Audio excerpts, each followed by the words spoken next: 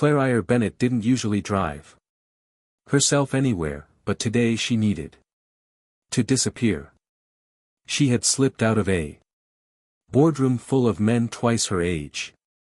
Waved off her assistant, ignored her security detail, and gotten behind the wheel of her late father's vintage black convertible. For once, she wanted silence. No calendar pings, no interviews, no pre-written statements about Bennett Global's newest acquisition. The 2-hour drive to her family's private lakeside cabin in upstate New York was meant to be a rare break and escape before another wave of headlines. But somewhere around the edge of Hollow Creek, her engine began to sputter, then cough, then die entirely. Claire sat back against the leather seat. Deadpan. Of course, no signal, no charger, no one for miles. She got out. Heels sinking slightly into the gravel. Arms crossed tight against the wind. All around her, the world felt too quiet. Just pine trees, sky, and the scent of autumn. After a few moments of frustrated pacing, she saw it. A hand-painted wooden sign off the side of the road. Walker's Auto, 3M, Jake. Walker was elbow deep in an old Ford pickup when he heard the soft purr of tires rolling onto gravel. He wiped his hands with a rag, straightened up, and squinted toward the road. A black convertible, glossy, definitely didn't belong here. And then she stepped out. Blonde hair pulled into a low ponytail. Trench coat cinched perfectly. Expression sharp enough to cut glass. She looked like someone who belonged on a runway, not outside his one-man garage. In Hollow Creek. Claire looked around skeptically, then approached him with carefully measured confidence. Hi, I broke down a few miles back. Engine trouble. I was told you might be the only garage nearby. Jake nodded once. Slow and calm. That'd be true. She hesitated, glancing at the rustic garage, half open with tools hanging neatly from hooks and an old radio humming blues in the background. Can you take a look? I can, he said, grabbing his jacket. Lead the way. They rode in silence in Claire's car, which had managed to limp the last half mile before fully giving up. Jake popped the hood, poked around, and gave a short whistle. Your timing belt's shredded. Batteries running low, too. Claire crossed her arms. Can you fix it? Yeah, but I'll need to order the part. That'll take a day, maybe 2. Her jaw clenched slightly. Of course it will. Jake glanced at her sideways. There's a little bed and breakfast just past the hill. Doris will take care of you. Not exactly the Ritz, but the coffee is good. Claire gave a tight nod. Fine. She turned to leave, then paused. Jake's voice broke the silence first. You're Claire Bennett, right? She turned back. Slowly, where? Yes, I figured. He wiped his hands again, a ghost of a smile on his face. We went to school together. Claire blinked.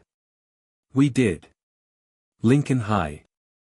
Class of 2016. You sat in the front row. Honors everything. Editor of the school paper. She stared at him now, trying to place the face. There was something familiar in the eyes, but everything else. His voice, his presence, the calm weight of him felt like someone she should have remembered. "I'm sorry," she said. "I don't remember you." Jake didn't flinch. Just nodded. "Didn't expect you to." I sat in the back. Didn't talk much.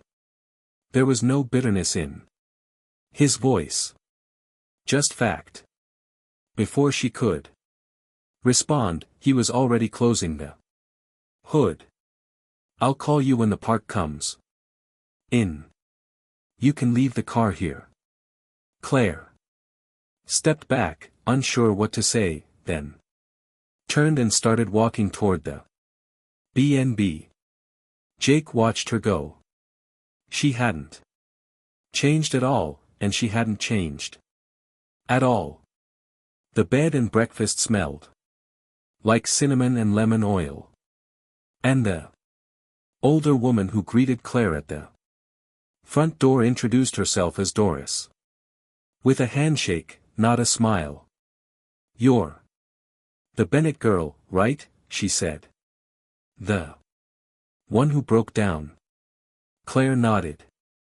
"You look like you're used to being somewhere else," Doris said matter-of-factly, leading her to a small but clean room with a twin bed and a quilt that had clearly been handmade.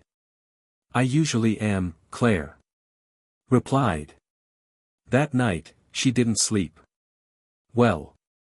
Maybe it was the quiet. Maybe it was the creaky pipes. Or maybe it was the fact that Jake Walker remembered her. And she didn't remember him. The next morning, Claire walked back to the garage. Jake was working with the radio. Low. Tom Petty murmuring something about heartbreak and didn't look up right away. She waited, shifting awkwardly in her trench coat. He finally glanced at her. "You didn't have to come back this early." "I didn't have anything else to do," she said. Jake gestured to a beat-up folding chair near the workbench. "Suit yourself." Claire sat down and looked around. The space was old but immaculate, tools perfectly arranged. An old coffee mug served as a pencil holder, and a worn copy of Tequila Mockingbird sat open next to it. Her eyes lingered on it. "We read that in senior year," she said slowly. Jake nodded without looking up. "You led the discussion. I remember you said Atticus was the only man in the book who knew how to shut up and still be heard." Claire blinked. She hadn't thought of that in years. "I didn't realize anyone was listening." Jake just shrugged. "Some of us didn't need to talk to pass." Claire looked at him again. Really looked. The back row kid, always quiet. Never raised his hand. She remembered now that he had drawn in his notebooks. That one time a substitute had made him read aloud, and he spoke like he wasn't used to hearing his own voice. And now here he was. Measured, confident in silence, grease on his shirt, and calm in his bones. "You said you dropped out of college." Jake tightened a bolt, wiped his hands, and leaned back against the car. "Didn't go. My dad got sick senior year. Fencer, we had this place and it wasn't making money, so I stayed." "I'm sorry," she said. Genuinely, he shrugged. "It was a choice. And not a bad one." Claire studied the faded garage logo painted on the wall. Walker's Auto EST 1975. This place was a legacy, too, just not the kind written in press releases. She stayed longer than she meant to. They talked about school, the teachers, the absurdity of pep rallies, the one time the fire alarm went off in the middle of finals and nobody cared. Jake remembered everything. Claire was surprised by how little she did. You were everywhere, he said. Clubs, debates, student council. Always moving. She snorted. That's one way to say it. My parents called it staying visible. Jake raised an eyebrow. And now you're what? The Sue and waiting. Claire rolled her eyes. Pretty much I haven't had a free weekend since I was 19. Even this trip wasn't supposed to be one. I just ran. Jake smiled faintly. Guess the engine had the same idea. Claire laughed for the first time in days. Later, she found herself staring at a sketchbook on his desk. A pencil drawing of a car in progress. Beautifully shaded, technical, and artistic at once. Did you draw this? Jake nodded. You're good, she said. Flipping the page. The next was a person. Half finished. A woman looking out a window. She didn't ask who it was. And he didn't say. As she stood to leave, Jake said, parts should be in by tomorrow afternoon. Okay, she said. Guess I'll see you again soon. He gave a small nod. Guess you will. Claire stepped out into the sun, unsure what. Felt stranger, being remembered by someone she forgot or feeling like she just started remembering herself. Claire returned to the garage the next morning. Before the sun had fully climbed. She brought 2 coffees, black for herself. And one with too much cream and sugar. Because something told her Jake wasn't the type to drink it bitter. He raised an eyebrow when she handed it to him. You guessed right, he said after a sip. I hate bitter.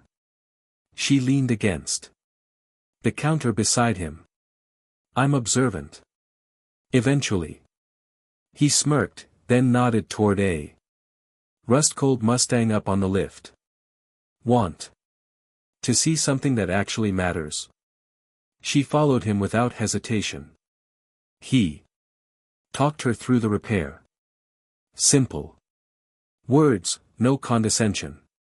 Claire listened. Genuinely interested, for reasons she didn't want to explore too deeply. At some point, Jake glanced sideways at her. You ever get tired of being the person everyone watches? She hesitated. All the time. He didn't say anything. Just nodded like he already knew. Later. That day, while waiting for the new part to arrive, Jake took her up a dirt path. Behind the garage. What is this? She asked as they reached a ridge that overlooked Hollow Creek. My dad used to bring me here, said the view helped him remember where he was going. They sat on an old wooden bench. From there, they could see the town's single gas station, the diner, and the red-bricked library. Claire looked out. I always thought towns like this were boring. Jake chuckled. They are until they're not. She turned to him. Do you ever wish you'd left? I Used to, he said. Back in high school, I thought success meant getting out. No, I think success means being at peace with where you are. She looked at him for a long time. He asked, do you miss anything from back then? Claire thought about it. I miss when ambition didn't feel like pressure. When I liked being the best because I was proud, not because I was scared of falling. Jake picked up a small rock and tossed it off the ridge. You were always running toward something. I remember that. You were always disappearing into your sketchbook, she said softly. They shared a quiet laugh. Nostalgic, easy. That evening, Jake invited her to stay for dinner. Not at a restaurant. Just take-out noodles eaten on the hood of a truck in the garage lot. Claire sat cross-legged, twirling a bite of cho wine. If someone told me a week ago I'd be doing this, I'd have laughed. Jake raised his container to unlikely stories. She raised hers to meet his too. People who remember you even when you didn't notice them. Jake's gaze held hers a beat longer than she expected. But he didn't say anything and he didn't need to. Later, back at the bed and breakfast, Claire dug through her travel bag for a notebook and pen. Not her usual planner, something smaller, less structured. She sat by the window, writing thoughts in fragments. Jake Walker wasn't sketch of a girl looking out a window. Said he remembered everything. I only remember how loud I used to be. A knock at her door startled her. It was Doris holding a small envelope. Delivery for you. Claire opened it. Inside was a folded sheet of sketch paper. Her breath caught. It was a drawing of her sitting in the garage. Coffee cup in hand, eyes half lost in thought. No note, no signature, but she knew exactly who had sent it. The next morning, the drawing was still on Claire's nightstand when she woke up. She stared at it longer than she intended to. The way Jake had captured her, not posed, not polished, but still a version of herself she wasn't used to seeing. She folded it carefully, slipped it into her bag, and headed out. Jake was already working by the time she reached the garage. His hands were buried in the engine again, sleeves rolled up, grease on his knuckles, music playing low. I got your drawing, she said, leaning in the doorway. He didn't turn around. Didn't think you'd want to reply. I didn't say that. Jake looked up, smiled faintly. Then I'm glad it found you. They stood in silence for a moment before he added, the part came in. I can have you on the road by noon. Claire looked at the car, then back at him. And if I don't want to leave yet? Jake arched an eyebrow. Then you don't. He closed the garage early that day. Said it was slow, which was probably true, but Claire knew he did it for her. They walked toward the old high school. On the edge of town. The building was mostly shuttered now, windows dusty, the playground overgrown, but the door to the gym was unlocked, probably by habit. Claire stepped inside and let the memories come. This is where we had Assemblies, she said, running her fingers along a row of bleachers. You always sat way in the back. Easier to leave if you weren't missed, Jake said. She turned to him, something in her throat tightening. Why didn't I ever see you? He shrugged. You were too busy shining. I didn't want to get in the way. You weren't in the way, she said. No, he agreed quietly. I was behind it. Claire sat on the bottom bleacher, suddenly tired of carrying the polished version of herself. The high-functioning adult who could walk into a boardroom and never flinch. The Claire Bennett who never cracked. I think I hated this place, she admitted. I thought I loved it. All the awards, the recognition, but really I just needed it to prove something. Jake sat beside her. Close. But not touching. To who? To everyone. To myself, to my parents, I don't know anymore. He was quiet a long time. Then he said, you know, I didn't draw you from memory. I drew you from right now. The version of you who doesn't need to prove anything. She looked at him and, for the first time in a long time, she believed someone saw her without measuring her. On the way back, they stopped at the field behind the school. It was half wild now, grass tall, but the old soccer goal still stood crooked. In the distance, Jake pointed to a patch under a tree. I used to sit there during lunch sketching. Claire's voice was soft. I was probably 100 feet away and I never looked. Jake smiled. That's okay. You're looking now. She laughed gently. What is this? Some kind of poetic justice arc? No, just a very weird Tuesday. That evening, back at the garage, Claire leaned against the hood of her car. Sipping TJ had made way too sweet, just the way he liked it. He handed her a set of keys. She's ready. Run smoother than before. Claire didn't take them right away. So that's it. I leave and you go back to pretending I'm just another name in the alumni list. Jake tilted his head. Depends. You planning to come back? She looked down at the keys, then back at him. I think I already have. Later in her room, Claire took out the drawing again.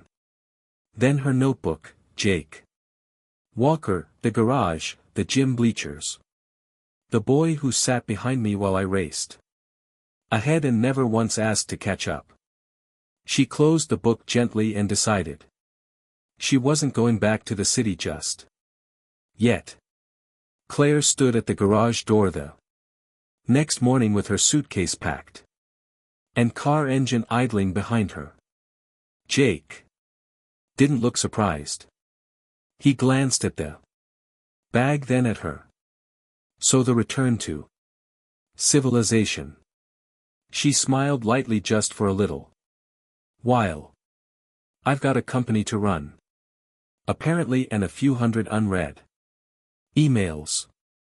He wiped his hands with a rag, leaning against the open hood of another car. You know, the world won't end if you miss an email. I'm not sure my board agrees with you. Then maybe they've never looked out over Hollow Creek. Claire laughed, but it faded quickly. I wanted to say thank you, she said. Not just for the car, for everything. Jake nodded, his expression unreadable. You're welcome. I meant it, she added. What I said at the school about not seeing people. I see you now, Jake. He held her gaze for a long time. Yeah, but now you're leaving. She took a breath. I have to, but I'm not disappearing. Jake reached into his back pocket and pulled out a folded piece of paper. Then before you go, something for the road. Claire opened it slowly. It was a copy of the class photo. Lincoln High School, class of 2016. She spotted herself in the front row, bright, polished, smiling for the camera. Then she spotted Jake in the back, half-turned, expression neutral. Like he wasn't really in the picture at all, but someone had drawn a pencil circle around him. Claire smiled. You kept this? He shrugged. Some things are easier to remember when you don't try so hard to forget them. The drive back to the city felt different this time. The skyline didn't feel as tall. The meetings didn't feel as urgent. And the mirror in the elevator of her high-rise apartment reflected a woman who no longer looked so certain. That night, she pulled out her notebook again. There was a boy in the back row who watched the world move around him. And there was a girl in the front who never asked who sat behind her. I see him now, and I think I miss him more than I should. The next week, Jake got a call from a real estate agent he didn't know. There's an anonymous buyer offering to lease you the corner lot next to your garage. Says you can expand. No strings.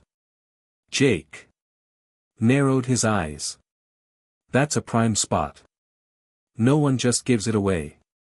The agent chuckled. I guess some people remember things better than we think. He didn't ask for a name. He already knew. A few days later, Jake was under a car when he heard it. A familiar engine, one he had tuned with his own hands. He rolled out, blinking into the afternoon sun. Claire stood beside the convertible, dressed down in jeans and a white button-up shirt, holding 2 coffees. I figured the least I could do was deliver in person, she said, holding one out to him. You always bribe mechanics with caffeine. Only the ones who fix more than just cars. He didn't take the cup right away. You said you weren't disappearing, he said. And I meant it. She nodded toward the sketch he'd taped to the wall inside the garage.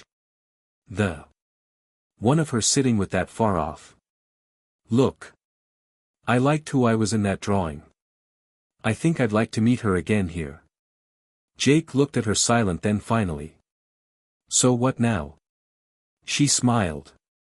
Now I stay long enough to find out if I still like burnt coffee and dirt roads. He took the coffee.